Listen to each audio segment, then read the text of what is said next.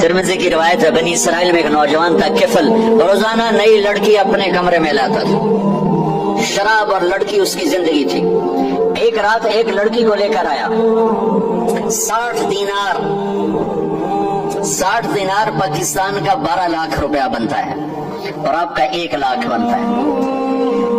1 lakh red देकर वो एक लड़की को लेकर आता है। जब कमरा बंद किया तो देखा वो लड़की रो रही थी। तो किफल कहता है मैं जबरदस्ती तो नहीं लेकर आया, डील करके लाया हूं। तो वो रोते बोली किफल वाइफ नहीं हूं, गरीब, मुझे गुर्बत ने इज्जत बेचने तक पहुंचा दिया। मैं कहा करता हूं जब मालदार लोग ज़कात नहीं देते तो गरीबों की बेटियां तवाइफ बन जाती।